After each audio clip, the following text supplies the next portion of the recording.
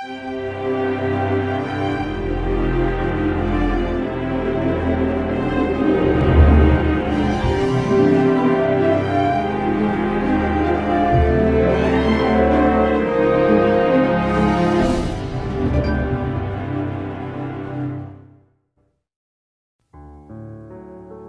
Samuel 10. Lalu Samuel mengambil buli-buli berisi minyak. Dituangnyalah ke atas kepala Saul. Diciumnyalah dia sambil berkata, "Bukankah Tuhan telah mengurapi engkau menjadi raja atas umatnya Israel? Engkau akan memegang tampuk pemerintahan atas umat Tuhan, dan engkau akan menyelamatkannya dari tangan musuh-musuh di sekitarnya. Inilah tandanya bagimu bahwa Tuhan telah mengurapi engkau menjadi raja atas miliknya sendiri. Apabila engkau pada hari ini pergi meninggalkan aku, maka engkau akan bertemu dengan 2 orang laki-laki di dekat kubur Rahel di daerah Benyamin di Zelzah. Mereka akan berkata kepadamu, 'Keledai-keledai yang engkau cari itu telah diketemukan, dan ayahmu tidak memikirkan keledai-keledai itu lagi. Tetapi ia khawatir mengenai kamu. Katanya, apakah yang akan kuperbuat untuk anakku itu?' Dari sana engkau akan berjalan terus lagi dan sampai ke pohon tarbantin Tabor. Maka di sana engkau akan ditemui oleh 3 orang laki-laki yang naik menghadap Allah di Betel. Seorang membawa 3 ekor anak kambing, seorang membawa 3 ketul roti, dan yang lain lagi sebuyung anggur. Mereka akan memberi salam kepadamu dan memberikan kepadamu 2 ketul roti yang akan kau terima dari mereka.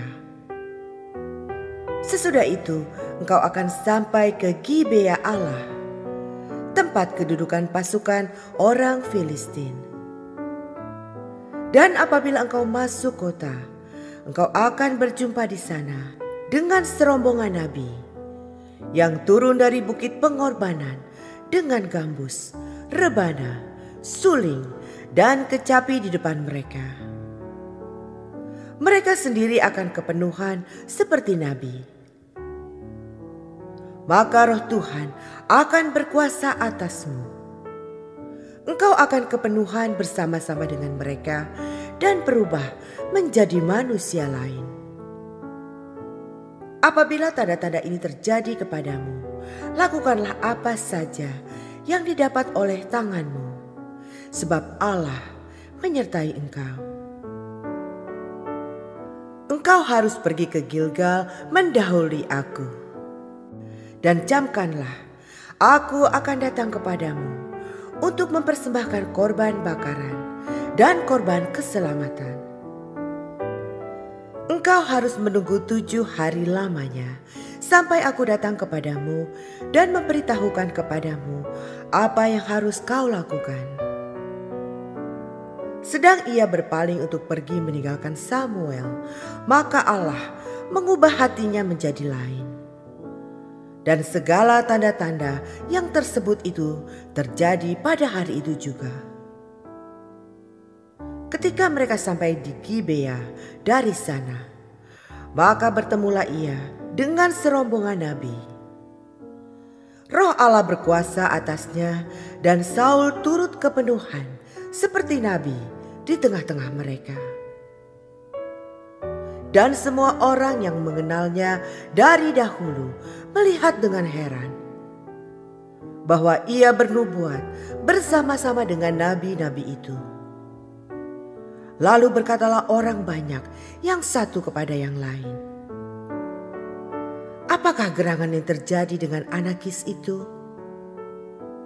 Apa Saul juga termasuk golongan nabi?" Lalu seorang dari tempat itu menjawab, siapakah bapa mereka?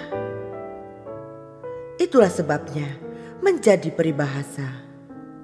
Apa Saul juga termasuk golongan nabi? Setelah habis ia kepenuhan seperti nabi, pulanglah ia.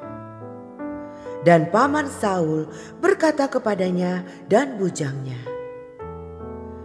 "Dari mana kamu?" Jawabnya, "Mencari keledai-keledai itu. Tetapi ketika tidak terlihat, maka kami pergi kepada Samuel." Kemudian paman Saul itu berkata, "Coba ceritakan kepadaku apa yang dikatakan Samuel kepada kamu." Kata Saul kepada pamannya itu, "Terus saja diberitahukannya kepada kami bahwa keledai-keledai itu telah diketemukan. Tetapi perihal menjadi raja yang telah dikatakan Samuel kepadanya, tidak diceritakan kepadanya." Saul menjadi raja dengan undian. Kemudian Samuel mengerahkan bangsa itu ke hadapan Tuhan di Mispa. Dan ia berkata kepada orang Israel itu, "Beginilah firman Tuhan, Allah Israel.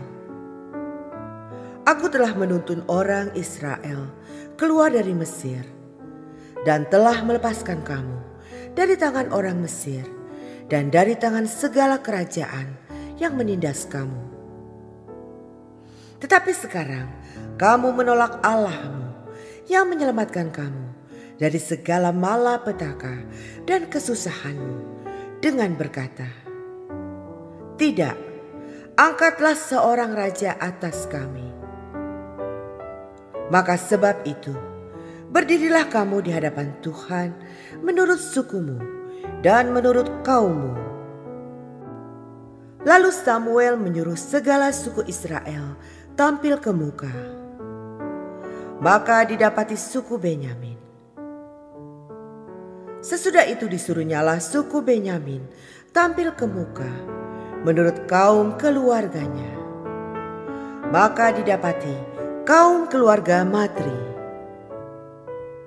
Akhirnya disuruhnyalah kaum keluarga Matri tampil ke muka seorang demi seorang. Maka didapati Saul bin Kis. Tetapi ketika ia dicari, ia tidak diketemukan. Sebab itu ditanyakan pulalah kepada Tuhan, "Apa orang itu juga datang kemari?" Tuhan menjawab, "Sesungguhnya ia bersembunyi di antara barang-barang."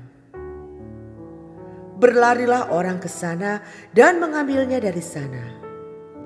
Dan ketika ia berdiri di tengah-tengah orang-orang sebangsanya, ternyata ia dari bahu ke atas lebih tinggi daripada setiap orang sebangsanya.